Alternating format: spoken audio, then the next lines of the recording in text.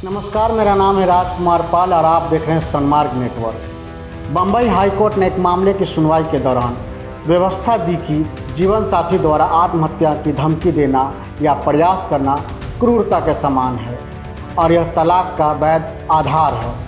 High court के औरंगाबाद पीठ के न्यायमूर्ति R.M. जोशी ने पिछले महीने अपने आदेश में एक दंपत्ति के विवाह को भंग करने संबंधी पारिवारिक अदालत के आदेश को बरकरार रखा।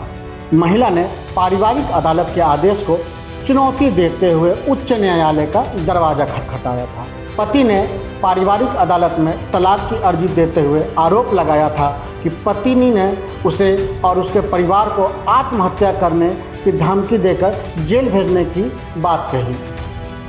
उसने पारिवारिक न्यायालय में तलाक देने का अनुरोध करते हुए यह भी कहा कि यह हिंदू विवाह अधिनियम के प्रावधानों के तहत क्रूरता है। उच्च न्यायालय के पीठ ने अपने आदेश में कहा कि पति और अन्य गवाहों द्वारा पारिवारिक न्यायालय के समक्ष प्रस्तुत साक्ष्य प्राप्त रूप में से यह प्रदर्शित करते हैं कि पति द्वारा क्रूरता किया गया दावा सही है। अदालत ने कहा कि व्यक्ति ने न केवल यह आरोप लगाया है कि पत्नी ने उसे और उसके परिवार को आत्महत्या करके जेल भेजने की धमकी देती थी, बल्कि वास्तव में एक बार उसने अपनी जान लेने का भी प्रयास किया था। उच्च न्यायालय ने कहा कि पति या पत्नी की ओर से ऐसा क्रूरता होगा और यह तलाक के लिए पर्याप्त माना जाएगा। पीठ ने तलाक देने के लिए पारिवारिक न्यायालय के आदेश को रद्द करने से इनकार कर दिया और कहा कि इसमें कोई त्रुटि नहीं है, इसलिए फैसले के हस्तक्षेप की आवश्यकता भी नहीं है। मामले के अनुसार दंपत्ति की शादी अप्रैल 2009 में हुई थी और उनकी इस दंपत्ति से एक बेटी भी है। पति ने दावा किया कि उसके ससुराल वाले अक्सर उसके घर आते थे और उसके वैवाहिक जीवन में हस्तक्षेप करते थे। पति के अनुसार 2010 में पत्नी उसका घर छोड़कर अपने मायके चली गई और वापस आने से इनकार कर दिया।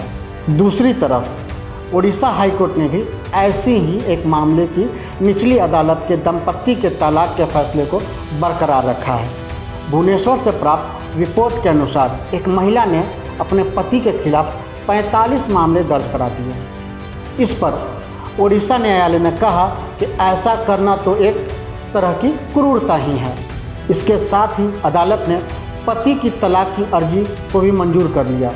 निचली अदालत ने पहले ही तलाक दे दिया था। न्यायालय ने कहा कि जिस तरह से पति और उसके परिवार के खिलाफ 45 मुकदमे दर्ज कराए गए थे, उससे स्पष्ट है कि रिश्ते में गहरी दरार आ चुकी है। दरअसल महिला ने परिवार अदालत के 2023 के फैसले के खिलाफ अर्जी दाखिल की थी।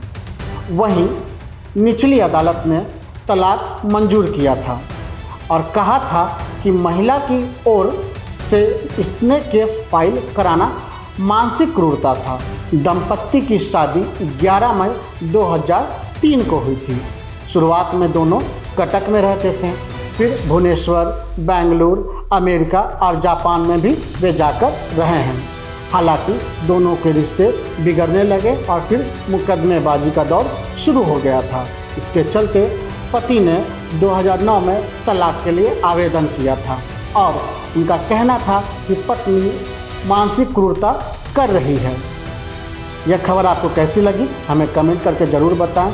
साथ ही कोर्ट कचहरी से संबंधित अगर कोई भी खबर पे आप कोई रिपोर्ट जानना चाहते हैं या कोई स्टोरी जानना चाहते हैं तो प्लीज़ हमें कमेंट बॉक्स में कमेंट करें ताकि हम उसके ऊपर विस्तृत खबर आप तक पहुँचाएँ। इसके हमारे चैनल को सब्सक्राइब करें, लाइक भी करें। धन्यवाद।